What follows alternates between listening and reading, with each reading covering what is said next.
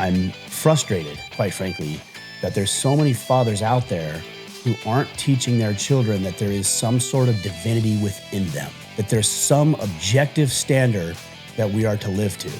Don't follow me. Hopefully, I can give you guys some insights and ideas that will serve you in your life, but follow the objective truth. Follow the light. Have some purpose bigger than yourself.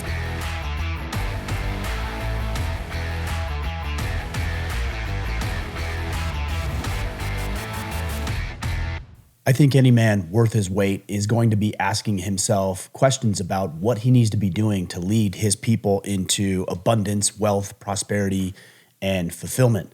Whether it's your wife or your children, your family, friends, colleagues, coworkers, neighbors, community members, constituents, teammates, etc. It's likely if you're listening to this podcast, you as a man are asking yourself, what in the world am I supposed to be doing and how am I supposed to be serving the people that I care about? Today, I'm going to talk with you about 4 ways a man provides for his people.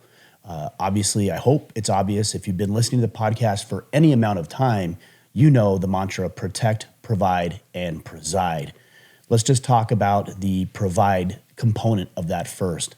Whenever I say provide, that it's a man's job to provide for his family, what most people think of initially is financial provision.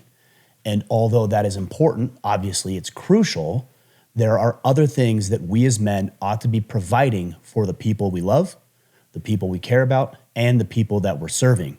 So what I'm going to share with you is 4 ways, again, that a man provides for the people that he loves and has a responsibility for.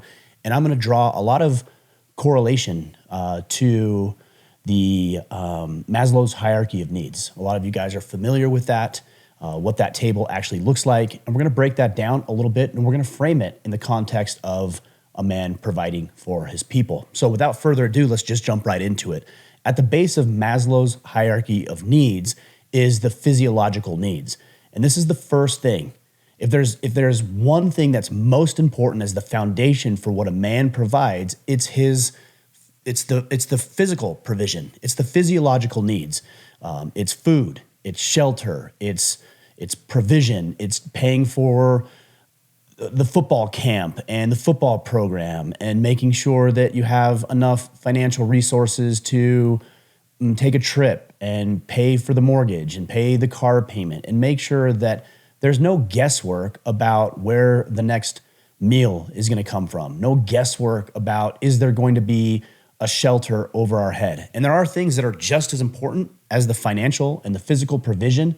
But guys, if you can't get this right, then you're not creating an environment or fostering an environment where your people can thrive and they can be safe to move on to more deeper, more meaningful needs that they have. So your job as a man is to provide physically for your family and your loved ones. And if you're not making ends meet, you're living paycheck to paycheck, you're up to your debt and you're up to your eyeballs, in debt. Creditors are banging down your door. They're making calls. You're worried about how you're going to make the next payment or where the food is going to come from. I have to tell you that you are not fully being the man that you're capable of becoming, and you're not being fully the man that your people need you to be. So develop skills. Learn how to play the game. Get promotions. Work hard. Bust your ass to ensure that you can pay the mortgage, you can put food on the table, you can put clothes on their back, and you can pay for the extracurricular activities that your family members have, your kids and sports and camps and everything else, because that is a requirement. It really is. And there's all sorts of things that you can do. Get credentials, get degrees, get education, learn how to play the office politic game, ask for a promotion, secure new skills that are going to make you more marketable, learn how to network so you're never at a loss for job and income that comes with it. Also, learn how to budget. Don't overspend. Live within your means. Save money. Learn how to invest. Guys, you have to get this stuff right. And I know we're talking about it at a 30,000-foot view today, and that's what I'm going to do. But if you want to dive deeper into each one of these subjects, if you're not already, make sure you subscribe to the Order of Man podcast, because we talk about how to build wealth. We talk about how to build prosperity. We talk about how to start a business. We talk about how to budget. These are all things that we've talked about. So you can go in, do a search on our website, orderofman.com, or you can do a search, order a man, and keyword wherever you listen to podcast, and you'll find deeper resources on each one of these. So it's 30,000 foot view, I know, but the first thing a man needs to do is provide physically for his wife, his kids, his loved ones, etc. All right, number 2 on Maslow's hierarchy of needs, if you actually were to dig into that chart, and I've got it pulled up right here. So it goes like this. At the base of the pyramid is physiological needs. That's what I just talked about, the physical needs. Next, safety. Above that, love and belonging. Above that, esteem. And then above that, self-actualization. I'm going to break this down into different frameworks so you understand. But the next thing a man needs to do to provide for his loved ones is the mental provision. The mental provision is the safety needs. That's personal security. That's and here it says employment, resources, health, property, etc. As a man who is raising children, you're not necessarily going to give them employment, but personal security. Your people need to know that they're safe. They need to know that they're protected.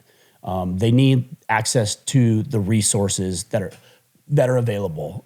They need to ensure that you are doing what you are supposed to be doing. They need to be looking up to you as a man who's going to provide the mental provision. And in addition to that, you're going to help them get the training they need so that at some point, whether it's your son or daughter, can go out and do the same thing for their family and their people.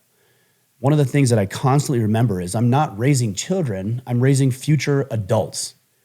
And if I think I'm just raising children, then I'm scratching the surface on what can be done. I just need to not have them throw a temper tantrum. No, that's not what I'm doing. What I'm actually doing is teaching them to go out on their own. And the mental provision is the hardships of life, the skill sets that they need. Do they know how to cook? Do they know how to do laundry? Do they know how to have conversations?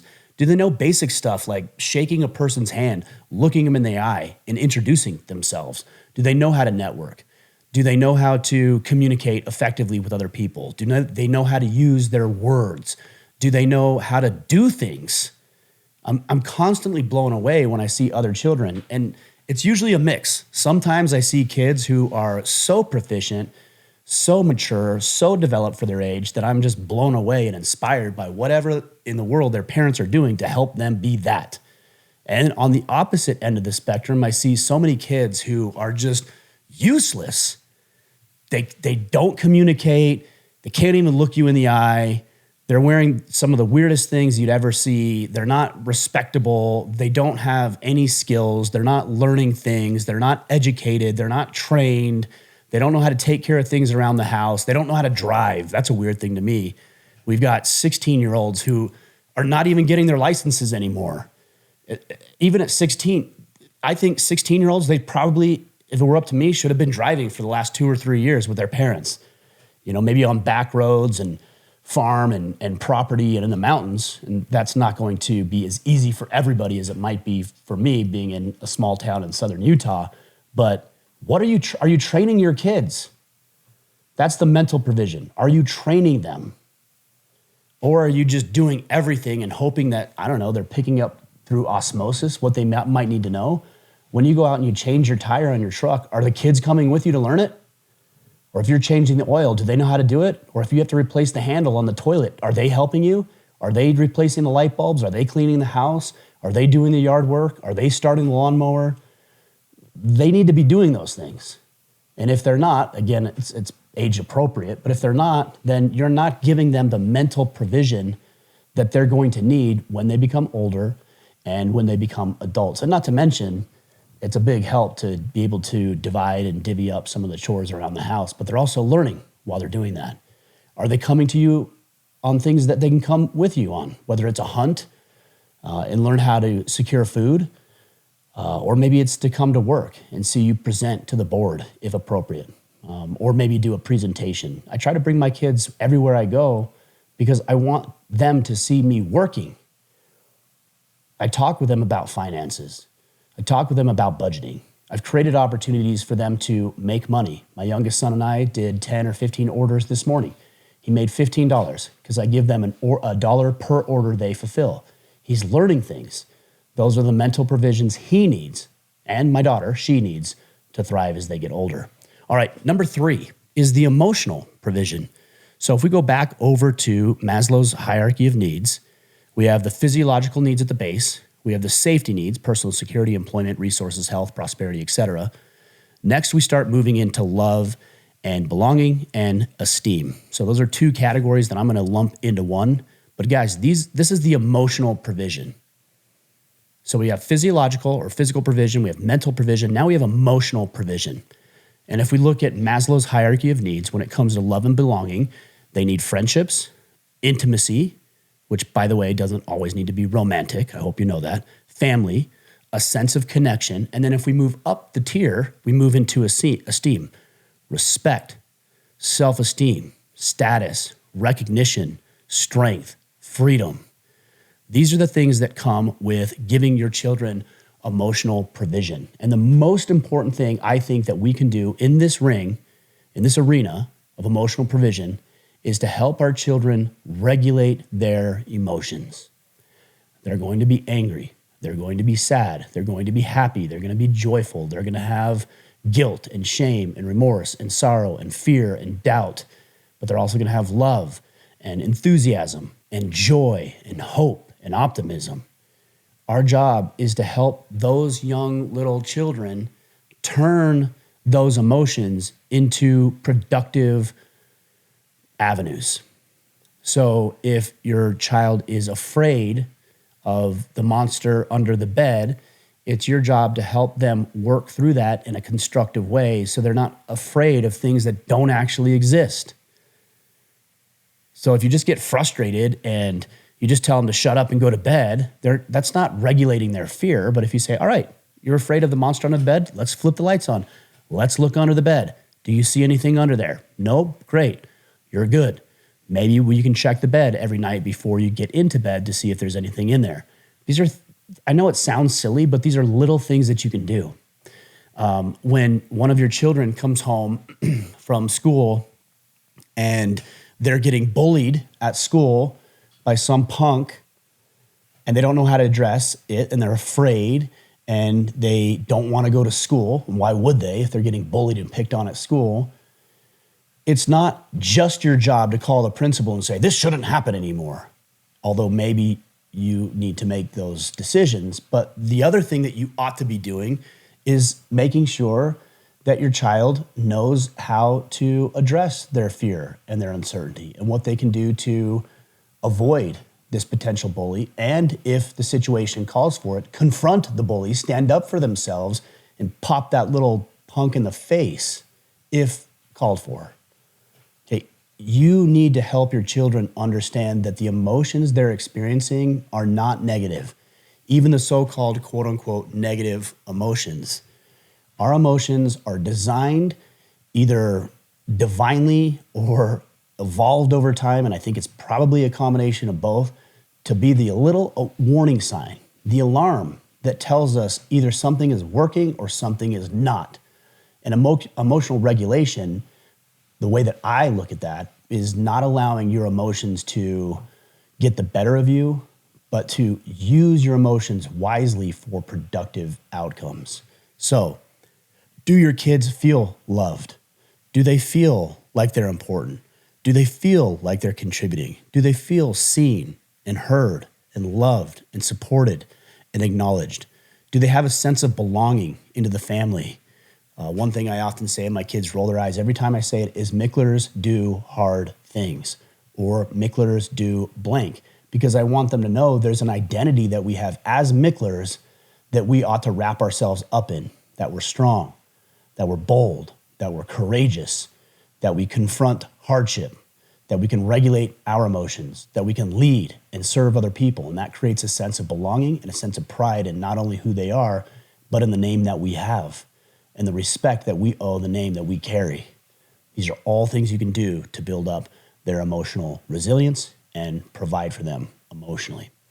All right, the last tier that I want to talk with you about today is spiritual provision. If we go back over to Maslow's hierarchy of needs, on the top of that tip of the pyramid, it says self-actualization, and more specifically, the desire to become the most that one can be. Now, I'm looking at this through a divine perspective. We have unlimited potential as divine sons and daughters of God. And it's my job to help my children understand that there is something so much bigger and greater beyond ourselves. There's something so much more important than the details and the minutia and the monotony of life that we often get caught up in, and maybe even the distractions of life that we succumb to. There is more to this game. There is an eternal perspective. There is an absolute truth with a capital T, and moral relativism does not exist. Morality is not relative, it is absolute. And it's my job to teach my children that there is something greater than themselves, that we have the ability and power to tap into it, and that we have potential, God-given potential that we are supposed to fulfill, we are supposed to step into, and we are supposed to act in accordance with. I'm frustrated, quite frankly, that there's so many fathers out there who aren't teaching their children that there is some sort of divinity within them, that there's some objective standard that we are to live to. And we don't need to all believe the exact same thing. I'm a Christian. Many of you who are listening are Christians. I believe that is the path back to God through Jesus Christ. But I also acknowledge that there's people who don't believe that. And if you don't believe that, you better find something to believe in. Because who else are you going to believe in? Me? I'm flawed. I mess up all the time. I fall short. I make mistakes. I don't always have the answer, even though in my mind I feel like I do. Don't follow me. Now, hopefully I can give you guys some insights and ideas that will serve you in your life, but it's up to you to discern whether or not they're going to work for you and your family and your loved ones. Don't follow me. Follow the objective truth. Follow the light. Have some purpose bigger than yourself. And I even believe an atheist can have this, that they're adhering to some objective standard of morality, and that's how they base their decisions. It would be confusing not to know what that is. It would be confusing to not really understand how you ought to show up. I believe we all have the light of Christ and God in ourselves and in within us. And I believe we have these things that called our conscience, which allows us to make good decisions. Some of you might say it's the Holy Spirit. I don't really care what you call it. I know what I call it. I don't care what you call it as long as you're adhering to it. Because it's easy to waffle. It's easy to falter. It's easy to drift to the doctrine of popular culture, which today would say one thing and tomorrow would say something completely different. Or are you living towards objective truth? Have you identified what it is? And are you teaching it to your people so that they can make decisions in light of you not always being around? Right? Your kids are going to grow up. They're going to move to college. They're going to start building their own families. You're going to die at some point. Do your kids have something bigger than you that will continue in your absence, that they can continue to measure their performance by? And I promise you, if they do, they will be more fulfilled. They will be more mentally and emotionally and physically secure in themselves because now they have an eternal perspective, not just a temporal and temporary perspective. Guys, in the protect, provide, preside motto, the provide element is so much deeper than bringing home the bacon. That's the bare minimum. I already told you that's where I started today, because that's the bare minimum. If you're not bringing home the bacon, you're not even doing the bare minimum. And look, I get it. Maybe you're just getting done with college. Maybe you're just securing a job. Maybe you and your wife, maybe you got your wife pregnant in high school, and so you're playing catch up now. I get it. I understand. There's situations that come up in life that you may not be fully there, but if you're not moving towards that, then you're doing your people a disservice, and you're not stepping into fully the role that you have as a man: protect, provide, preside. And to break down that provide component even more, again, it's 4 tiers to this. It's the physical provision. Maslow would say that's the physiological needs. It's the mental provision. Maslow would say that's the safety needs. It's the emotional provision. Maslow would say that's love and belonging and the esteem needs. And then there's spiritual provision, which Maslow would say is self-actualization. Sorry, my phone's ringing at me. I thought I turned that off. Guys, I hope that gives you a framework. I love frameworks. When I have a framework for the way I'm supposed to show up, it's easier for me to see how I'm supposed to be doing things. And sometimes I hear from people that, We're just putting people in categories or boxes. Yes, in a way, that's what we're doing, because the categories and boxes and the systems, they work. And if you find a system or a strategy that works or a framework for living your best life, then I say put yourself in that category and succeed and thrive and help your people do the same. If you want more information on this, guys, and you want to be the best man that you can be in each of these realms, not only the provide component of our 3-tier motto, but be a better protector, be a better provider, and be a better presider, which is synonymous with leadership, then head to orderofman.com/battle-ready. I've got a 30-day free course that's going to walk you through our battle plan. I'm holding this up here in a second for those of you who are watching this on YouTube. Battle plan that's going to walk you through a series of 17 emails over 30 days with very actionable advice and ideas that you can implement to become the best version of yourself and lead your people the most effectively. Again, go to orderofman.com/battle-ready. All right, guys, we'll be back next week. Until then, go out there, take action, provide for your people, and become the man you are meant to be.